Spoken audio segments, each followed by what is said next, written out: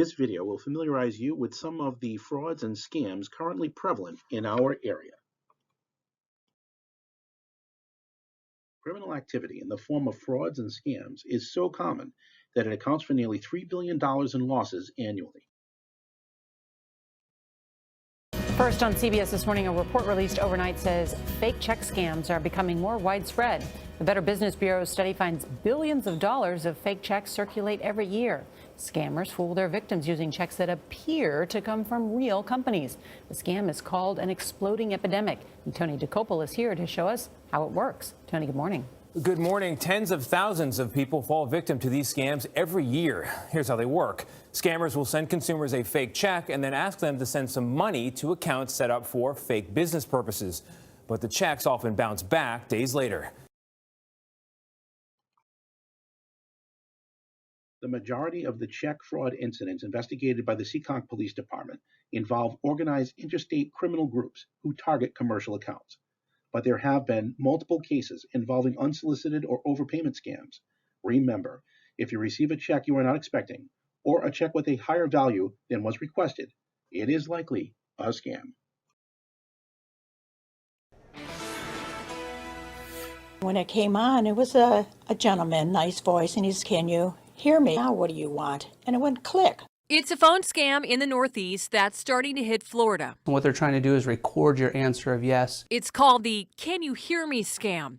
Your recorded yes can later be used to bill you for services you never asked for. The Better Business Bureau says it's tracking numerous complaints in New York and Pittsburgh. Sometimes the scammer may play back your verbal confirmation yes and threaten to take legal action if you don't pay.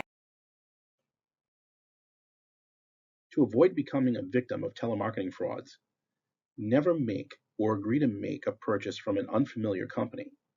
Request that any offer you may be interested in be put into writing and sent to you for your review. Never agree to a courier pickup or to wire money or pay with gift cards.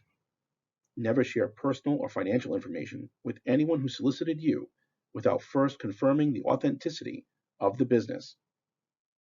Take your time. Don't allow yourself to be rushed or pushed into a decision. Internet fraud attempts remain high, but like telemarketing fraud, rates of victimization are falling. This is due in large part to an increased awareness amongst potential victims. You can avoid becoming a victim of internet fraud. Do not fill out forms in emails or on websites that you are not sure of. Only open attachments from known senders. Do not click on links in unsolicited emails. If you receive an email that you are interested in, contact the company that allegedly sent it to verify its legitimacy before interacting with it. And do not click on internet pop-ups. Do not respond to unsolicited emails. Make sure your antivirus is up to date. Do not use the same password for all your online accounts. And do not access sensitive information when using unsecure wireless networks. Good morning. Tonight from the FBI's Boston office, thieves are calling people across New England claiming to be a government official. Then they're using intimidation or threats to get money. Last year alone, there were more than 400 reports of government impersonation scams. Overall, scammers made off with $3.8 million. Now, the FBI says federal agencies will never call you or email you to threaten an arrest or to ask for money. Phony government scams are successful when the perpetrator is able to create a condition wherein we become less rational, so do not allow yourself to be rattled. Never provide personal or financial information to anyone soliciting you.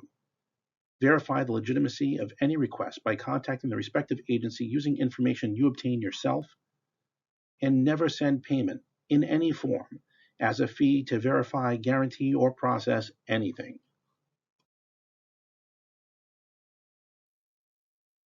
Hi, Grandpa. Hi. You know who this is? Randy? Yeah. What's the matter? I've been in a car wreck.